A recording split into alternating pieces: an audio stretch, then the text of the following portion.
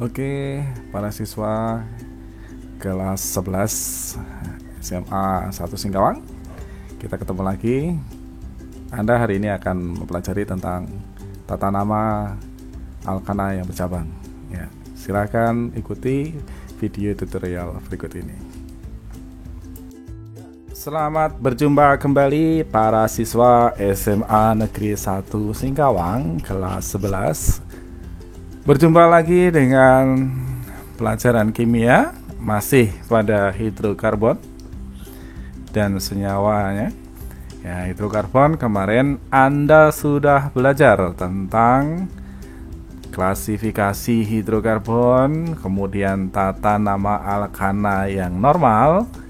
Kemudian sekarang kita giliran belajar tentang tata nama alkana yang bercabang. Kalau kemarin yang normal itu tidak ada cabangnya. Kalau sekarang yang tidak normal berarti ya, yang bercabang ya. Kalau Anda hatinya bercabang-cabang berarti tidak normal ya.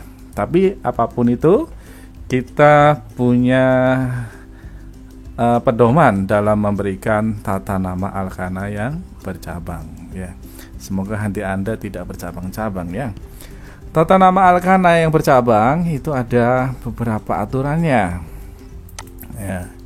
Aturannya yang pertama kita lihat di sini bahwa alkana bercabang itu pasti memiliki dua komponen ya. Kalau alkana yang normal kemarin ya, alkana yang normal kemarin memiliki rantai induk yang tidak bercabang ya, memiliki rantai induk yang tidak bercabang.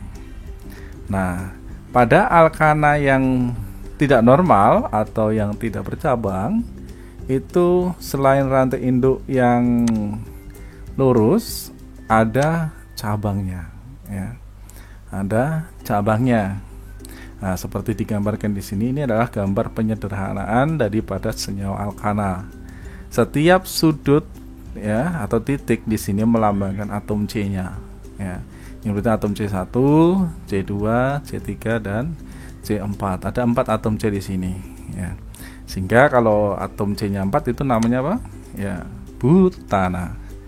Karena bentuknya tidak normal, maka diberi kata isobutana ya. Itu kalau isobutana itu adalah bentuk lain daripada butana. Nah, sekarang kalau penamaan UPAC-nya atau IUPAC-nya itu yang pertama kita harus tahu dulu rantai induknya. Induknya itu ini yang di garis kuning ya. Induknya yang bergaris kuning ini 1, 2, 3 berarti namanya propana. Kemudian di sini ada cabang ya. Karena C-nya cuma 1, maka namanya metil. Nah, jadi metil propana. Sehingga dia di nomor 2 metil propana ya.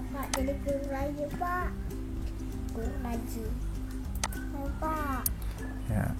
Kemudian kita lanjut bagaimana tata namanya. Kali ini adalah rantai induknya tadi sudah dijelaskan, dan rantai cabangnya adalah yang tadi metil. Kemudian selanjutnya ya, kita mencoba memberi nama alkana yang bercabang berikut. Ya, kita lihat di sini ada alkana bercabang-cabang. Langkah yang pertama adalah apa langkah pertama?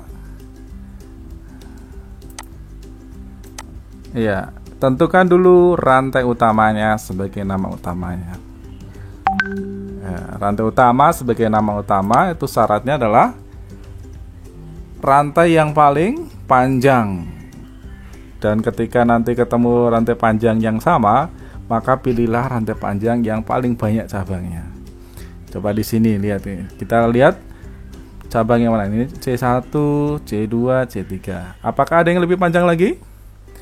Oh, pasti ada. Di sini kita lihat 1, 2, 3, 4, 5. Ada bentuk lain 1, 2, 3, 4, 5. Oh, ke bawah ada juga. Nah, karena sama-sama 5, juga cabangnya sama, maka lebih baik kita pilih yang lurus saja, ya. Yang lurus saja. Ya, di sini berarti ada berapa C jumlahnya? 1, 2, 3, 4, 5. Oh, ternyata rantai utamanya berjumlah 5. Kalau 5 pada deret homolog masih ingat? Metana itu 1, etana itu 2, propana itu 3, butana itu 4, pentana yang 5. Ya, berarti namanya adalah pentana. Itu baru nama induknya. Ada cabang enggak di sini? Kita lihat ada cabang 1, ada cabang, ya. Kemudian ada cabang lagi 2. Cabang itu artinya adalah yang di luar rantai utama. Itu namanya cabang, ya. Misalnya kamu punya atau melihat pohon batang induknya dengan cabang. Kalau cabang itu sudah keluar dari utamanya. Ya, jadi cabang adalah yang di luar utama. Ini ternyata ada berapa C yang di luar utama? Yang berjumlah 3. Kemudian setiap cabang ini jumlahnya C-nya berapa? 1, ya. Kalau jumlahnya 1 berarti namanya metil, ya. Ini juga metil, ini juga metil. Berarti ada 3 metil di situ, ya.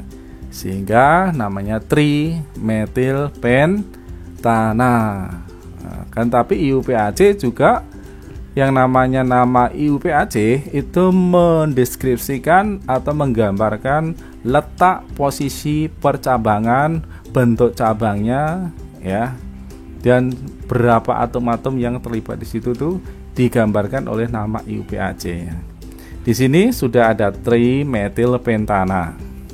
Berarti tinggal melihat di nomor berapa posisi cabang-cabang itu, yang disebut dengan penomoran rantai utama untuk menentukan cabang. Ya.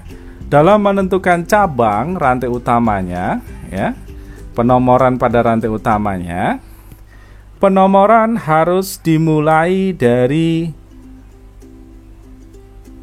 yang paling dekat dengan cabang. Coba kita lihat kalau dari kiri ketemu 1, 2, 3, 4, 5. Ketemu cabang di nomor 2. Sedangkan kalau dari kanan 1, 2, 3, 4, 5, ketemu cabang juga di nomor 2. Sama-sama di nomor 2, ya. Kalau sama-sama di nomor 2, maka yang kita pilih dari mana?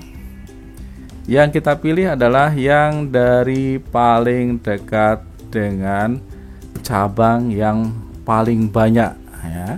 Kalau dari kanan ketemu cabang hanya 1. Kalau dari kiri ketemu cabang 2. Berarti penomoran dari yang paling banyak cabang dan paling dekat. Berarti dari kiri, ya. Nomor 1, nomor 2, nomor 3, nomor 4, dan nomor 5. Sehingga secara lengkapnya ini ada trimetilpentana. Tri ini 3 metil, 3 tri kan 3, ya. 3 metil itu posisinya di mana? Ya, posisinya di nomor 2 yang pertama di bawah, 2 lagi yang di atas. Kemudian yang ketiga adalah 4. Berarti 2, 2, 4. Biasanya ditulis dengan 2,4 trimetilpentana. 2,4 trimetilpentana. Nah, itu cara penamaan IUPAC-nya. Jadi pentana adalah nama utamanya, jumlahnya 5, ya, C-nya 5. Kemudian metil adalah cabangnya. Ada berapa metil di sini? Ada 3, maka disingkat dengan tri. Kemudian posisinya, ini posisi di nomor 2. Ada metil, posisi 2 juga ada metil, dan nomor 4 ada metil. Sehingga kalau di sini tri, di sini angkanya harus 3 bilangan. Kalau di sini di atau 2, berarti di sini 2 bilangan. Kalau tetra, berarti di sini ada 4 bilangan. Kalau mono yang biasanya tidak bisa ditulis itu hanya satu. Ya.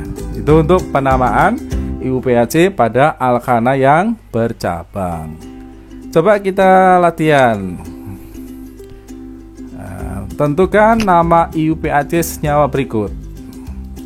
Ini ada senyawa alkana bercabang. Langkah pertama masih ingat tadi? Tentukan rantai utama yang paling banyak cabang, dan panjang. Kita lihat ini 1, 2, 3. Pasti ada yang lebih panjang lagi kan? 1, 2, 3, 4. Ya. Yang paling panjang adalah 4. Nah, berarti nama utamanya siapa? Butana. Ada cabang enggak di luar dari rantai utama ini? Apakah ada yang berdiri sendiri di luarnya? Iya, ada di sini. Kita lihat ada cabang 1. Jumlah atom C pada cabang tersebut adalah 1, maka namanya metil. Ya, jumlah C pada percabangan adalah 1, maka namanya metil. Kalau 2 etil, kalau 3 propil, kalau 4 butil. Jadi percabangan itu diberi nama alkil, ya. Kalau jumlahnya 1 kan metana, maka cabangnya namanya metil. Kalau 2 berarti etana, maka cabangnya namanya etil. Begitu seterusnya. Kalau 2 etil, kalau 3 propil, 4 butil, 5 pentil, bukan pentil ya. Jadi untuk penamaan itu berdasarkan daripada deret homolog alkana, cuma diganti belakangnya dengan kata il ya. Metil, etil, butil, pentil, heksil, kemudian heptil, oktil, nonil, dan dekil. Itu C1 sampai C10. Ini sudah ada percabangan. Ada berapa jumlah cabangnya? Jumlah percabangan cuma 1, maka mono. Kalau mono biasanya tidak ditulis ya. Ya, kalau 2 di, kalau 3 tri, kalau 4 tetra. Ya, jadi kalau 1 tidak usah ditulis. Sehingga kita langkah berikutnya adalah menentukan nomornya. Nomornya dari kiri atau dari kanan. Kalau dari kiri itu nomor 1, nomor 2 ketemu cabang. Kalau dari kanan nomor 1, nomor 2, nomor 3 ketemu cabang. Masih ingat? Penomoran paling dekat dengan cabang.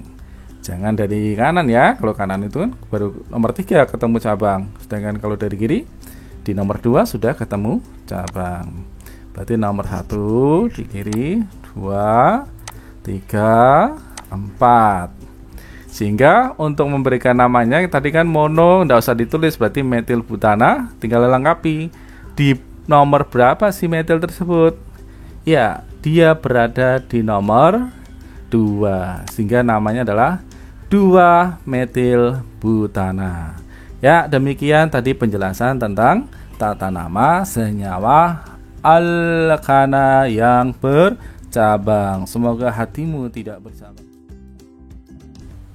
Oke, setelah menyaksikan video tutorial ini, selanjutnya silahkan kerjakan kuis yang ada di Learning Management System yang sudah tersedia. Selamat belajar, selamat menikmati belajar di rumah.